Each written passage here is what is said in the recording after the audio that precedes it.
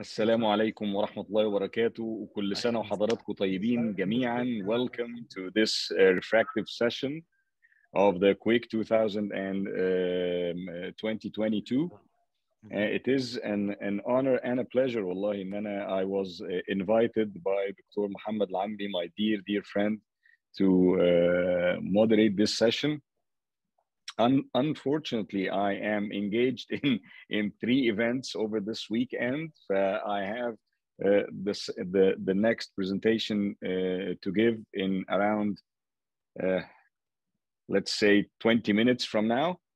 Mm-hmm. So I will not be able to moderate this session fully, and I am very happy that both of my very good friends, Dr. Ahmed Saadi and Dr. Safwan Bayati, and they are 2 heavyweights. They can definitely moderate this session much better than the job that I would have done. Thank you guys very much for subbing for me. I think not to lose any more time, we will go ahead and start this. The title of this session is Nightmares in Refractive Surgery. And I do have the honor to kick off this session with my presentation. I will start to. So we'll kick off with this presentation. It is a short presentation. This is supposed to be a video-based session, and I'm including a video of this case, but I just wanted to chat about it before I started the video. This is a case of epithelial ingrowth, which is the LASIK nightmare. Epithelial ingrowth, we all know it is a feared complication of lamellar refractive surgery. It's more prevalent in patients who suffer from epithelial sloughing during the procedure, the initial procedure itself, and patients who underwent flap repositioning postoperatively, for example, patients who had flap stria or who rubbed their eye on the first day after the operation, or patients undergoing redo touch-ups, and these are the majority of patients that have epithelial ingrowth. It is less prevalent in patients who undergo femto-LASIK or femto-laser assisted LASIK because you have a firm sealed attachment of the flap edge. The inverted side cut of the flap edge does play a role in preventing the epithelial cells from finding its way under the flap. And there is an exact flap bed fit and the lower incidence of postoperative flap dislocations in femto-LASIKs in general. So what happens if the patient has an epithelial ingrowth? It depends on the severity and the location. If you have a centrally located mild epithelial ingrowth obstructing the visual axis, you can have a marked effect on the visual performance. But if you have a big amount of epithelial ingrowth peripherally, it only affects vision if it results in significant astigmatism. And of course, it does cause a lot of foreign body sensation for the patient as well. So how can you manage epithelial ingrowth? It is tailored. The management is tailored depending on the severity and the symptomatology of the patient. Better prevented and prophylactically prevented than dealt with. So care during flap lift in redos and avoiding sweeping epithelial cells from outside the flap edge towards the base towards the bed with the iris suppositor or the flap elevator. Simple. If you end up with an epithelial ingrowth, you can do a simple flap lift and removal in very mild cases. You do a simple flap lift removal with guarded mitomycin C application in moderate cases, because sometimes mitomycin might lead to flap stromal melting.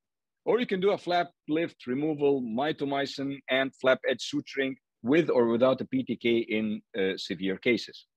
But can you do something more than that? Actually, flap amputation for severe epithelial ingrowth have been postulated by many surgeons. In severe cases of epithelial ingrowth, epithelial nests can lead to stromal melting themselves above and below the inoculated epithelium. So even if you remove the epithelium, put MMC, put the flap back in, the bump or the hole or the manhole effect that has been done due to the melting in the stroma can actually lead to refractive results, which are not very good. In cases where epithelial ingrowth is severe, flap amputation has been proposed and success has been reported repeatedly in the literature. This is 2 studies, only examples of the studies, but I chose those because one of them is a case presentation by George Quinones, who is now the president of EU Cornea. He's a very respectable guy. I respect him very much. I believe whatever he presents and whatever he publishes, he has a long history in Lausanne, in Switzerland, in Greece, and of course in Bascom Palmer in the US. And this is another publication done by Sonia Wu and her team, again, presenting 8 cases of flap amputation, reporting very good results. So this is my case. This was a guy, a 30-year-old male. He was an engineer. He actually is an engineer. He underwent LASIK, normal microkeratome LASIK, 2.5 years ago, reporting rough surgery in the right eye. He was sent to the OR for reposition of the flap on the next day. It was absolutely fantastic. Everything was good for 6 months. But 6 months later, he had gradual decrease in vision in the same eye, which is the right eye. Went to his ophthalmologist, who diagnosed epithelial ingrowth and recommended flap lift, and did the flap lift and irrigation on the next day. Everything was fine for another 6 months. Then he started to experience blur in the same eye. So he didn't feel nice, or he didn't feel safe going to the same doctor. So he went to another ophthalmologist who diagnosed recurrent epithelial ingrowth. And he took slit lamp photography for documentation and medical legal purposes, of course. His new ophthalmologist recommended flap relift, removal of the epithelium of the flap, mitomycin C, flap sutures. So did everything that is on the board or in the menu to treat this patient. Procedure was performed, sutures were put in and removed 3 weeks later. Patient reported improvement, but never, the vision never went back to the post LASIK vision. And these were the photos that his second ophthalmologist took for him before doing the procedure. Okay, and he gave it to the patient for documentation.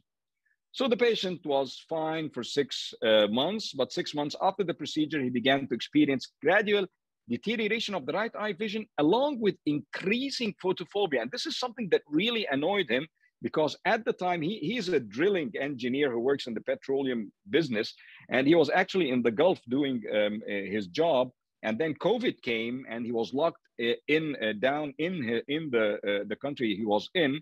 At the time, he was abroad on a drilling job. He was locked down with COVID for 2 months on lubricant self-medications before being able to fly back home. He decided to seek another ophthalmologist's opinion, and guess who was that? It was me.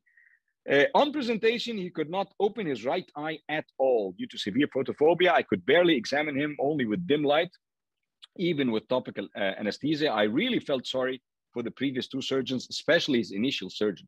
He had lower flap melting, recurrent epithelial ingrowth, and his morale was severely affected. Everyone's morale was severely affected at the time. It was an apocalyptic sort of sentiment all over the world in the 2020 COVID extravaganza. And this was his photo. The photo is dim because I could not increase the light. The patient had severe blepharospasm and photophobia. And these were the photos of him. You can imagine the lower flap melting, the lower flap edge melting, and the epithelial ingrowth. Again, putting sutures in these patients is now extremely doubtful. A lot of authorities are saying that when you put a suture, you don't gain much, and you do not prevent epithelial ingrowth. This is the video of the case. What I did is I decided, and now you can see because it was under anesthesia. This was actually low peribulbar anesthesia, not topical anesthesia, for him to be able to open his eye. You can see there's flap melting, there's epithelium everywhere under the flap, and there's irregular flap edge, especially in the lower cornea. And what I did is I tried to clean as much as I can. I amputated this flap. I took it out. Okay, and cleaned and cleaned and cleaned as much as I could. Nothing fancy here. I just want to tell you, show you how much of the epithelium was still there. There were layers and layers and layers. And in spite of not being that much visible on the slit lamp, but there was a lot of epithelium. So long as you started scraping, I got epithelium for quite some time. So this took time until I got the original flap edge and left everything. I did not put mitomycin. I left everything as is and popped in a contact lens. Okay, nothing more to see here. 2 weeks post-operatively, this was the case. The patient opened his eye. He did not have that much of blepharospasm and photophobia. and things were really looking better. This is 1 month post-operatively, and this is 3 months post-operatively.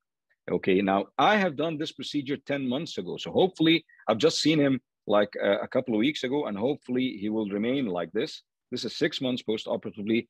Uncorrected visual acuity is 0.7, best corrected visual acuity because of the edge of the flap that is causing a little bit of vertical steepening of the cornea.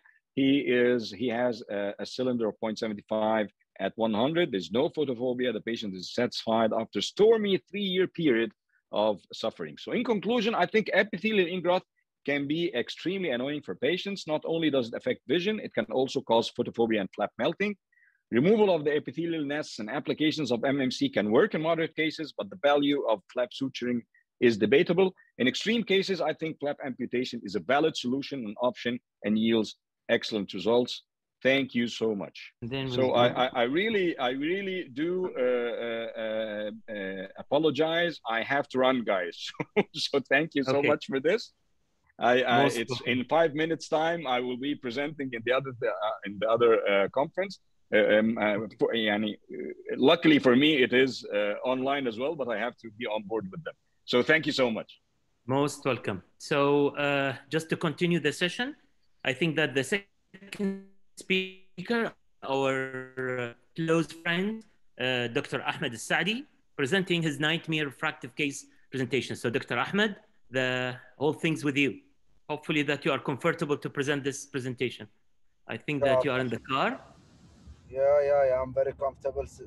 I have somebody who is driving, don't worry. Okay, good. So let us start. Okay, good. So good afternoon, everybody. I'm Dr. Ahmed Al-Saadi. I'll be presenting to you one of the nightmares that I've been through. So basically, this is a 29-year-old girl who is myopic and had past history of isotretinoin, though I don't think it's relevant. She presented with 612 uncorrected visual acuity, mainly astigmatism of -2 and -3. And this was her pre-op topo, not much to see. It was an eventful LASIK. I used my, at that time, it was my Vizix S4 platform. And post-op day 1, she had vision of 636 and 618, unfortunately, though it was an eventful femtolasic surgery. And this was the image. Patient was having photophobia and mainly in the right eye. The left eye was fine at that day, and the vision was bad, and she was, to me, she looked like DLK stage 3, for which I decided honestly to irrigate and remove. I lifted the flap, I irrigated with medication, without medication, and I started her on topical steroids every hourly and oral steroid. Next, then surprisingly, in 2-3 days later, she presented to us with again this image on day 5 post-operatively, and we did wash her again, but unfortunately she was showing this image in the OCT, especially in the right eye. So the right eye was showing this edema, which is localized in the infero-nasal, if I remember correctly. And we started her on dexamethasone eye drops Q2 hourly in addition to her steroids. About a week later, she presented again with this OCT. So we were really wondering, what are we dealing with? Are we dealing with DLK alone? Are we dealing with something else? But with this image where the stroma was dehydrated at this stage, showing some scarring, and we can see the difference in this compared to the visit 1 week prior. So we were wondering, what are we dealing with? Are we dealing with deep lamellar keratitis, stage 1? And generally, I will do my review as I go. So what fits this patient was the symptom, photophobia, pain, and that it happened next day. So this was a little bit against it. So the decision was to go ahead and to elevate this. So basically, we didn't think it was just simply DLK. This is initially, I'm just going back. It's much easier to be smarter in retrospect. And Yeah. this is a revision for those who want to see the DLK. Generally, DLK is an inflammatory disease that happens specifically after LASIK flaps, and it's been described more commonly with flaps related to the early femtolasics. But once we had the 60 megahertz and more, we were okay with that inflammation and the use of the steroid more generously reduced this. Yet we do see these cases, but I don't see very often the DLK. We can see that this girl continue to have haze, and the haze was localized, as you can just see in the images. It was localized in this area, and then she developed dehydration. So the other possibility, since the patient at the beginning showed some edema in the interface, the IOP in that patient was normal, and this was against the interface fluid syndrome, or which result in increased intraocular pressure that's triggered post-operatively, especially with steroid use. And this happened initially after surgery, did not stay for long. It's more common in LASIK, but it has also been done after described after SMILE and lamellar keratoplasties. Here I'm showing the different types of IFS, and you can see it. It happens after lamellar surgeries, DALKs, DSECs, and it's been described after lamellar as well as SMILE surgery. So whenever you are creating a lamellae, you might have high pressure and retention of fluid into the cornea. But this also did not fit that in that girl. And this is where we are describing the different stages of IFS, IFS, yeah. And the slit lamp finding, however, the presence of pain goes against it. Though the pressure was within normal, the onset was usually day 2 to day 5. This girl presented in day 1, and now we can see that there is localized area of this. The inflammation was present, so it's that differentiate between DLK and IFS. But yet this case does not fit neither nor. Then we could this be a CTK, central toxic keratopathy, and this is a rare acute non-inflammatory complication post LASIK surgery. The patient with CTK typically develop dense central corneal opacification, stromal tissue loss, striae, significant hyperopic shift as well. Yet the presentation of this patient was not typical for DLK, was not typical for the CTK as well. So how did the patient respond over time? So our patient uncorrected visual acuity 612.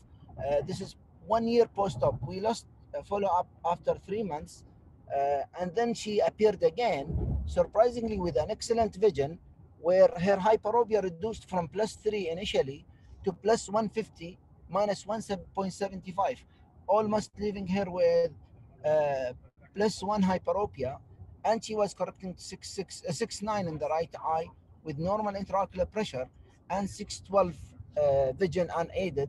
She was much happier, yet she's not fully happy, but she was much happier. So here is the OCT initially, and here 1 year post-op.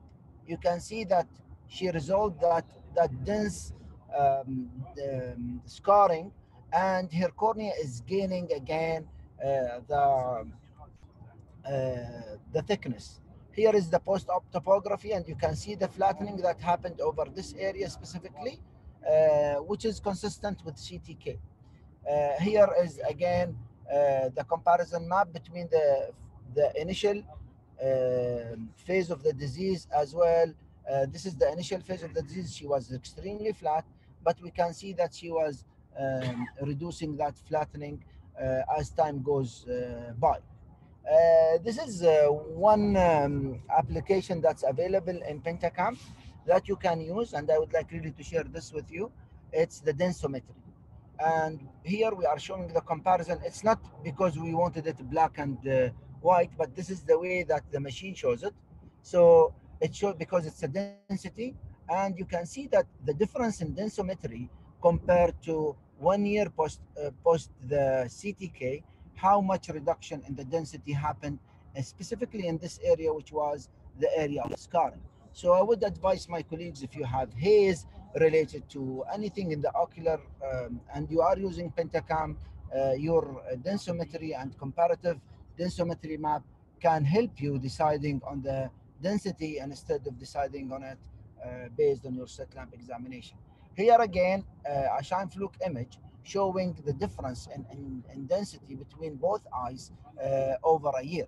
So what I'd like to conclude that CTK, though it's a distinct form, you might be deceived that, like I was deceived initially, that it was CTK, and I'm not sure if this is if it's purely non-inflammatory as described in the literature, because our patient presented with pain and photophobia, and we saw from the picture that the patient had diffuse DLK initially, what appears to be diffuse DLK, but eventually it just became localized, and then it presented itself as CTK. This is one. Number two, دكتور I'd احمد like to, دكتور احمد نعم. at the time دكتور احمد اذا سمحت لانه Okay, التايم. I'm concluding, Doctor. I said Yes, to yes, conclude. So, yes. conclusion number two, we can go and do the CTK can present as DLK initially, or might be missed as DLK. The second thing, if you have somebody with CTK, don't give up on them. Just keep reassuring them, because over time they will improve and they will reduce their hyperopia and the density of their scarring. Thank you very much. Great, thanks, Dr. Ahmed. It was very interesting. Usually when we are talking about CTK, it's a very interesting, and as you said, it's still a confusion between DLK and CTK. We will move to, because we are running over the time, around 4 minutes, so we will move to Professor Mahipal to present his interesting nightmare cases for refractive case. So Professor Mahipal, he's with us. Yeah, thank you very much. Most welcome, Mahipal. My pleasure. Can someone stop this? Someone is, yeah, thanks. Yeah, I think Ahmed, he will yeah, stop his... no problem. Yeah. No problem. Yeah. Okay, so thank you very much. Indeed, a pleasure to be here. Is my screen visible? Yes, now it's visible. Okay. So I am just going to show you two videos and make it short and crisp. So these are two nightmares that I have taken from my older cases. I thought I'll rather present a microkeratome related complication rather than the smile surgery that I am doing, because less number of people might be interested in smile. So this is the first video that I'm going to show. So this is a patient who came to us, had a normal keratometry. Sorry.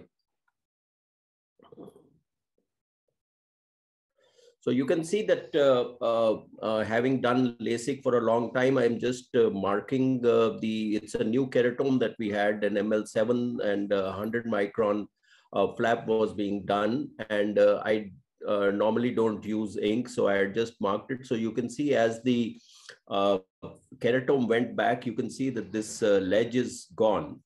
So you need to be very careful and not remove your keratome with a jerk. And you can see that this is a free flap. It's something that has been reported in less than 0.5%, or even some studies about more than 1%.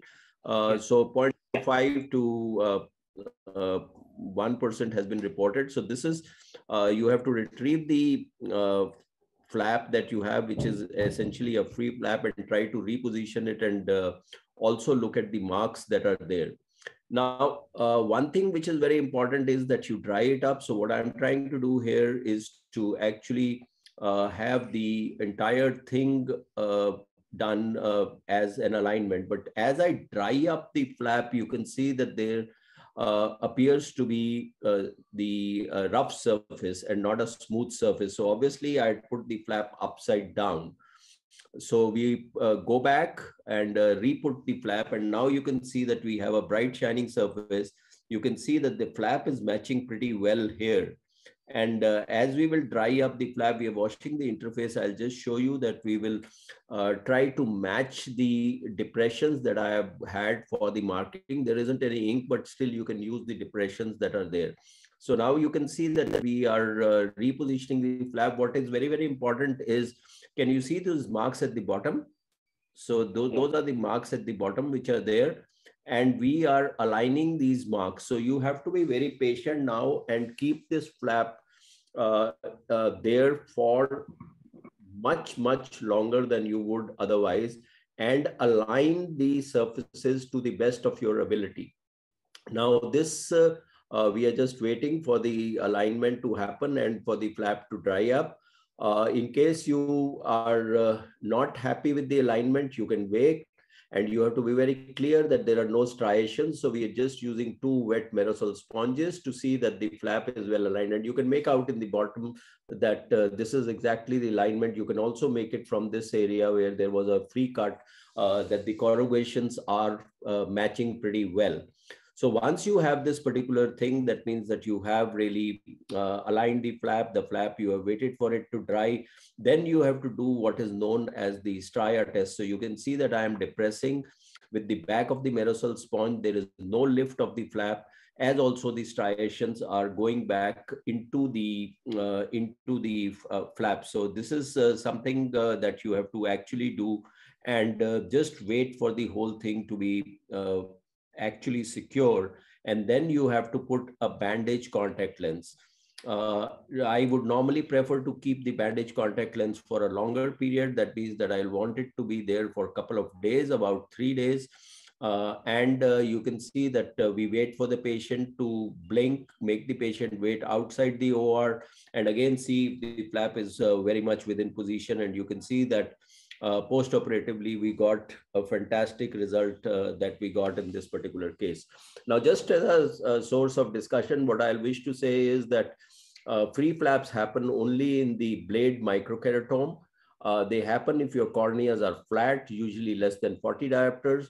They happen if your suction is inadequate, or if there is a mismatch between the ring and the suction and the motor that you are using, or if the block of the, when you are putting the blade, that is inadequately done. So these are a couple of the causes, or if you have a decentered ring that you have put. So these are a couple of the causes, but the take home messages are that you need to be specific to see whether your corneas are too flat, whether your suction is good or not, whether you have lost suction, whether it's a deep orbit. Even in those cases, the chances of losing suction and having a problem in the flap is there. And then do not lift or take away your hansetome or your keratome in a jerk, because there could be this flap sticking there. Retrieve the flap, see that it is properly put in proper place and not upside down, and then you can have good results. So let me come to the second case, and this case had a LASIK done elsewhere. There were these folds which people, and these are, I would say, big stria. So again, the patient went to some other ophthalmologist. They did a flap wash and thought that the stria have been taken care of, but the patient was very, very unhappy. She was a teacher and she came to us. So best way to actually evaluate in the OPD is to do a dilation and then do a retroillumination. In this particular case, we are using a microscope. We are not using the microscope of the excimer, but we are using the microscope that is there on the OR, and with full dilatation. So if you have these like macrostria, the first and the foremost thing is that you have to be very, very patient. And what you have to do is that the epithelium actually anchors into these stria if it is old. So in this particular case, this was several months old. Once I have removed the epithelium, you can see that the macrostrias have actually come into play. We will then lift the flap. So you can see that we go into the interface of the flap and lift this particular flap. Now, what all has to be done? You have to use hydration of the flap. So what I am putting is distilled water, or you have to put hypotonic saline, because that is only going to hydrate the flap. So after you have done that, you can see even the flap folds are looking into the stroma. But then we have to actually, after we have put back the flap, you have to use Merosol sponges. Be very patient, hydrate the flap with hypotonic saline and distilled water combination, and then use this particular movement to have the whole thing. Another thing that has been described is using a warm spatula, which could be at around 50 degrees, 45 degrees, so that the collagen doesn't actually shrink. This is like the anchorage, like you have when you are ironing a particular piece of cloth. You have to actually put a warm iron and then actually spread it out. So this is what it is. We waited long enough, and then after hydration, we put a bandage contact lens.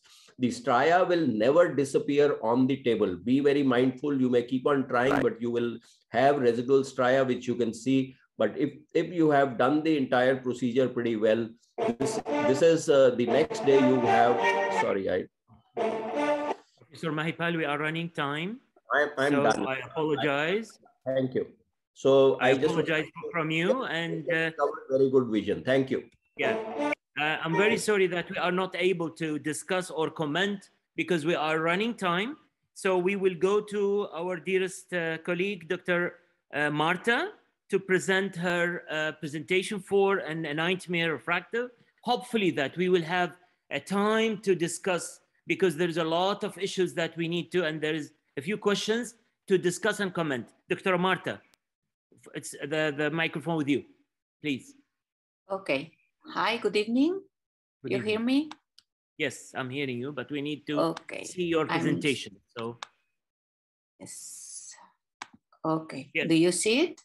Yes. Okay, I'm perfect. Thank you for your invitation. I'm going to speak about one nightmare that I lived recently. Usually the refractive nightmares appear during the surgery or after the surgery. In my case, it was post-operative, not intraoperative. So in those cases, it's very important to have information about preoperative data, intraoperative, and post-operative. We have to know if the vision improved after the surgery or it didn't. How long did it take to recover? Was it pain? How was the discharge time? Usually the answer to these questions is no. The majority of the patient doesn't know. They don't know even the name of the doctor. And this is what happened to my patient. It's a male, 31 years old, which came to the clinic because of double vision, bi and monocular. So he was referred to the strabismus specialist, but everything was normal. And he had a previous refractive surgery, which was supposed to be LASIK. He didn't remember about the previous refraction, myopia, hyperopia. He didn't know. So we did an evaluation with the slit lamp, and we found the center LASIK flap in both eyes with no scars. The central cornea was clear, but the visual acuity was 0.2 and 0.4. Best corrected visual acuity was 0.45 and 0.85. The ocular motility was normal. So we were wondering, what is this kind of diplopia caused by? Well, when you have a patient with irregular astigmatism and severe corneal aberrations, and this PSF, they describe diplopia because really they see two seats, like you see here, 2H and 2 letters. Here you see the topography, both eyes. There is no ectasia, only irregular astigmatism. So we treat it like that. This is left eye, almost the same thing. He denied lazy eye, so we did one of the most important tests I consider you must do in these patients, the contact lens test. If you place a contact lens and the vision improves, you can treat the cornea. We obtained contact lens vision of 0.9 and 0.98, but we explained the patient this is not a target because we are not going to obtain the same vision as with contact lenses, which would be the perfect vision. So after that, we have to decide what we are going to do with this patient. We can do cross-linking and corneal excimer laser surface treatment, which I'm not very happy because there are two procedures and the cornea was already treated, so I don't want to touch the cornea while reducing the thickness. We can use Intacs or Ferrara rings, or we can do combination treatments. PK or DALK, I think they are indicated in cases where the vision is not improving with contact lenses. So we place Intacs, and this is the image 24 hours later. You see there is no problem with the rings, they are centered. This is the LASIK flap scar. I don't know if you see my arrow. And the patient is not happy. And we saw this problem in topography. We had now 6.5 diopters astigmatism. So there is something we didn't do correctly. I started thinking what could be, and we did an OCT. And as you can see, this ring is not correctly positioned. It's not face up, but it's not in the correct position. If you look in the picture that I showed you, you cannot see a difference between right and left, but you know there is something pulling from this area. So we relocate the intact and the patient improved the vision to 0.6. And we did left eye surgery, but then the nightmare became a thriller because the patient is very, very unhappy with the halos and the glare.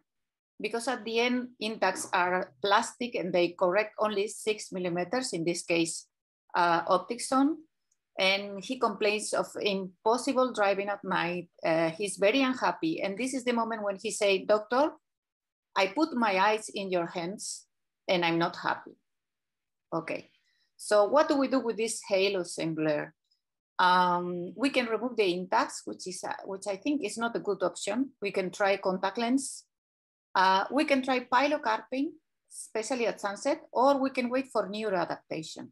In our case, we wait for neuroadaptation. We gave the patient pilocarpine, diluted 1%, and he started to use it only at sunset, some days, and then he improved a little bit.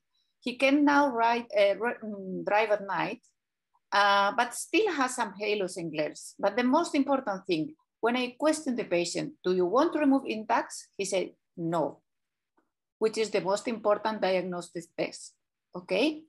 I shortened my presentation to adapt to the times. So yeah. This is all. Thank you so much. The conclusion we can extract is that we have to explain sorry, finish. I'm sorry to interrupt you, but unfortunately, as you said that we are running the time, and there is a lot of question in my mind to ask you, but let's go to the end and then we will go. Okay. So please be with us because there is a few questions for you and I need to comment on what you present. I think that the next speaker is Professor Paulo. Hopefully that Professor Paulo with us. Professor Paulo will present his... Today I will show you some nightmares in refractive surgery. The first case is a patient who underwent a LASIK for an hyperopia, but he had the diplopia after the LASIK. He got 3 retreatments. He has 7 flap relifting to peel the ingrow, and finally his visual acuity is 0.2 with +3, -4 cylinder. We planned a therapeutic custom ablation in sequence because I treat in the first step the main eye order aberration, then I reacquire the topography to plan a second step and refine the outcome. Now, let's see the eye of the patient. Look at the slit lamp and the OCT, and you can see under the flap how strong is the opacity and how strong is the irregularity. That is his visual acuity. Now, if you can see now the OCT before and after, you can see a huge improvement in terms of normalization and complete transparency. Now, if we look at the planning and where was located the ablation, you can see we are aiming to ablate the inferior irregularity, and in the first ablation we got 135 micron of ablation. In the second step, in the third step, we completed the regularization. And so you can see we move from 507 to 380 micron, and a complete regularization with irregular astigmatism. If you look now the aberrometry before and after, now you can see how much is the change in the comma and the eye order aberration. Well, is impressive, the change and the planning, and the final result, the pachymetry change after 3 months was only 80 micron. Now look the first column at your left, you can see the before, then after, and post-phaco, because the patient underwent for a phaco after. You can see the patient that was classified as amblyopic is now 0.9 with plus 0.5, a completely change of his life, and the topography is completely regular. Another case is a patient who has PRK for -7, 2 retreatment, completely unsuccessful, dysosity with the terrible scar under the epithelium, that is, the thickness of the scar is 180 micron, a complete opacity. Look now the appearance of in the topography before and after. Look at the OCT, how it's completely regular with a normal epithelium, and the topography how look like much normal, and the differential map on your left. And we use only 65 micron of ablation to regularize this. And also at the Scheinflug, you can see a complete normalization, and you can see the difference in the pachymetry map between before and also the scar after hyperocular ablation can be fixed with sequential custom ablation. We publish in one paper, and let's see a case. This case has a terrible scar after an hyperopic ablation. You can see here the keratoscopy, the topography, and you can see also the maps. Immediately after, you can see how it has been completely regularized with only 74 micron of ablation between before and after. This is not only the only case, this is a second one for complete regularization. I was suggested a DALK, but with a custom treatment therapeutic is fixed. Another case is a patient who has a very small optical zone, need to have a cataract removed, but it's useless to do a cataract if we left this spherical aberration on the cornea that the patient caused to the patient halos and glare. So we plan a custom ablation. See the outcome before, between, and after. A complete and normal cornea. Now we perform a nice LASIK and a nice cataract extraction, and you can see the 20/20 with 0.5. And the last cases is after radial keratotomy. This is the visual acuity of the patient. The map between the patient with the terrible small optical zone and spherical aberration. And the outcome. We have a normal cornea. We restore the visual acuity from 0.3 to 0.6. Organizing company, please stop and after phaco, the patient moved to 1.2. A completely different life for the patient at the cost of a minimum amount of pachymetry. You can see inferiorly what it did. Sarah, please Thank you so stop much. the record. Most welcome. So we are sorry that we are running time. So I think that Renato with the, I think that he has an Omicron, Renato. You are well, Renato? Hello. Okay. Hi, Renato. So the last speaker will be Renato Ambrosio, and he will share with us his nightmare for the refractive case. Please, Renato. Please use the video I sent. Please, team, share screen for Dr. Renato. Okay. We have his presentation. Please share. Yes. Hi, I am Renato Ambrosio from Rio de Janeiro, Brazil, and I'm happy to collaborate with colleagues from Dubai in this very nice session with friends around the world. My topic is complications and challenges with intracorneal ring segments for patients with corneal ectasia. These are my financial disclosures. I cannot start this talk without mentioning the great contributions by Professor Colin and my friend Professor Ferrara from the perspective of using intracorneal ring segments for patients with keratoconus. This is nicely mentioned and reviewed by Alexandre Paratella in the I channel with the Brazilian intracorneal ring segments history. We know intracorneal ring segments can be used, applied, and introduced with manual dissection or femtosecond laser techniques in which we have much safer predictability for doing the ring segment implantation. And with over 10 years with experience with femtosecond lasers, we would say that this is an exclusive technique for my practice today. This is nicely reviewed in a very good work by Tiago Monteiro from Portugal in his thesis, in which he looked at the complication rate and success rates with manual and femtosecond dissection intracorneal ring segment implantation techniques. And I would say that this is a very important situation when we review cases like this one. This patient had a corneal ring segment done by a colleague, very nicely done, in 2015 when he was 29, and he noticed worsening of vision over the last year. I first saw him in October 2020, and his vision was 20/80, and he was bothered by anisometropia, and he could be corrected with high astigmatism to 20/30, and he had a presentation with this type of high astigmatism, and the corneal ring looked like this.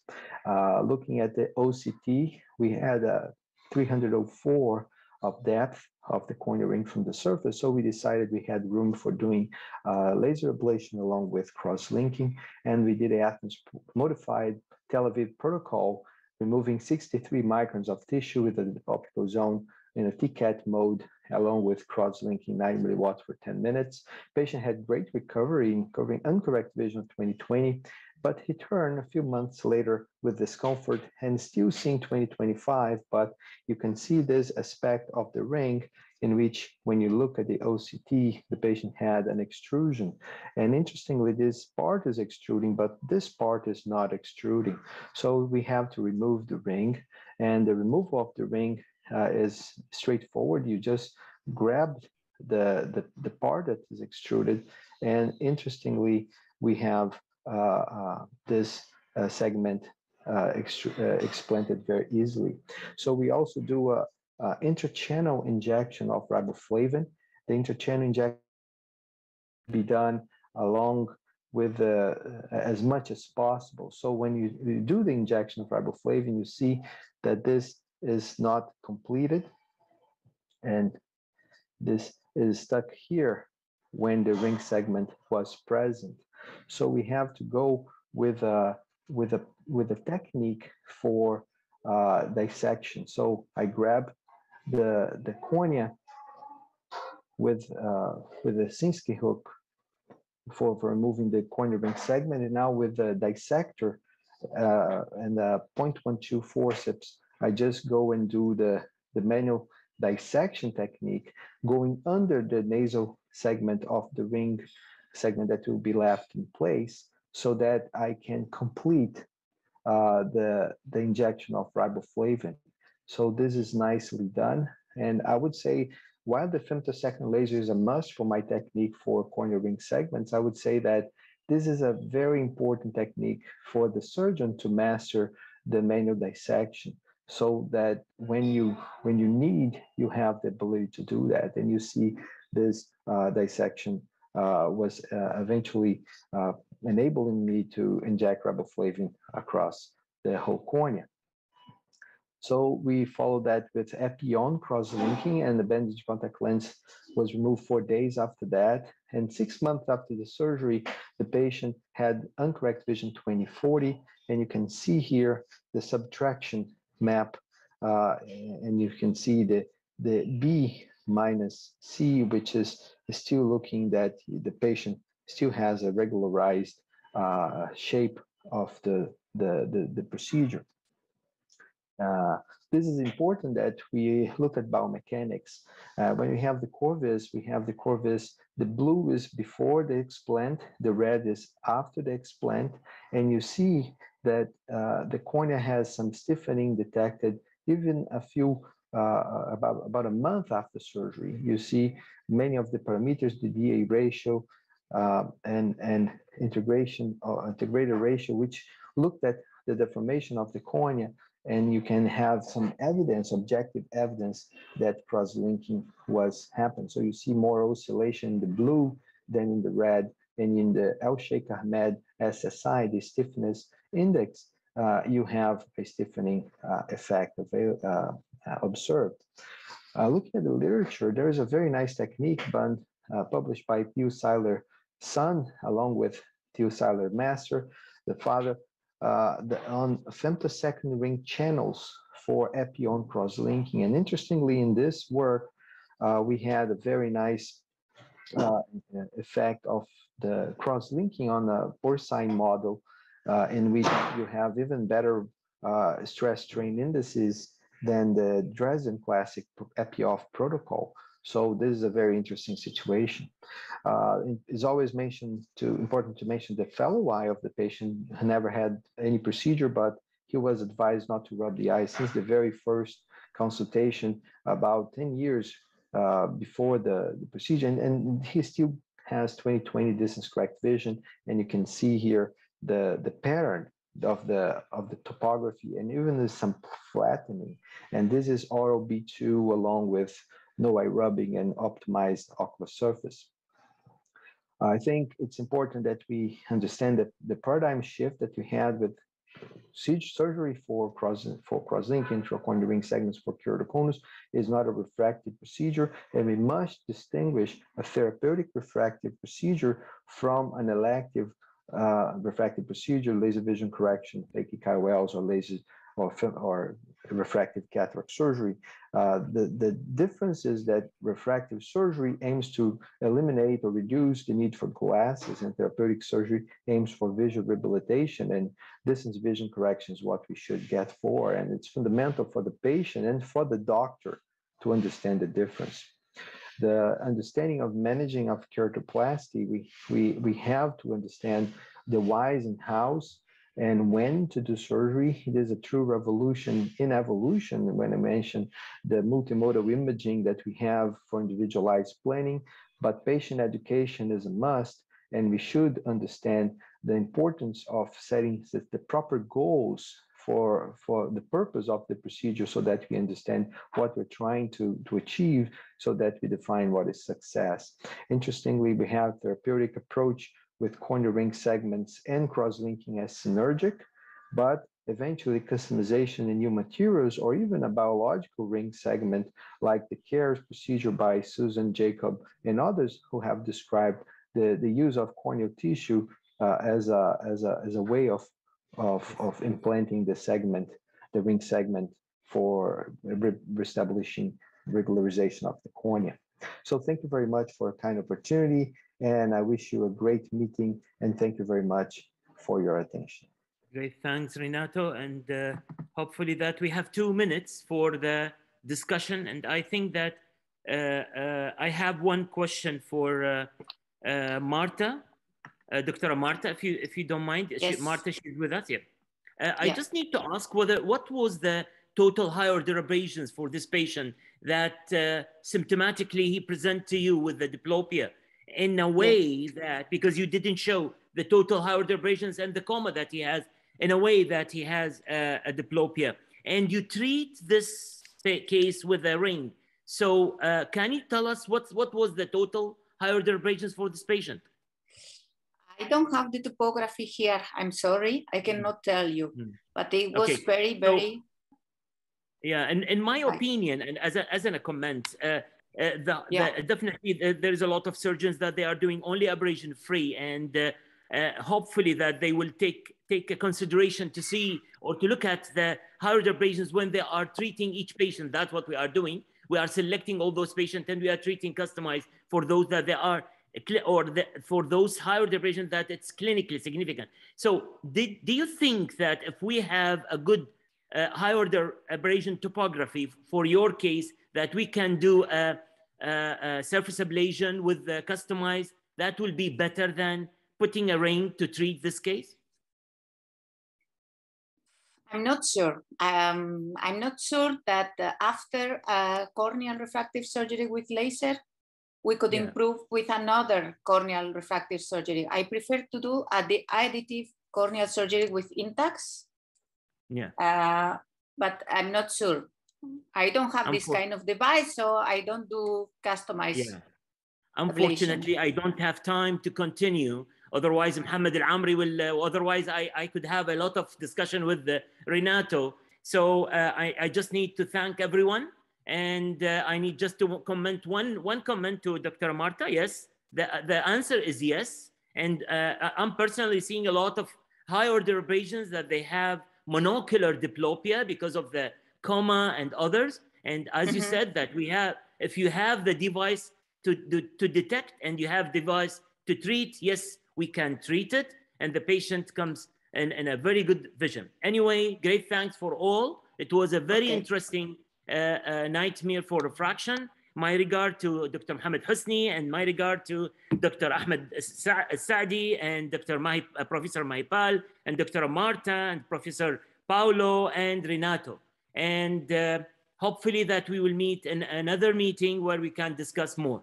Great thanks for all and for all audience. Thank you very much for all. Bye. Bye.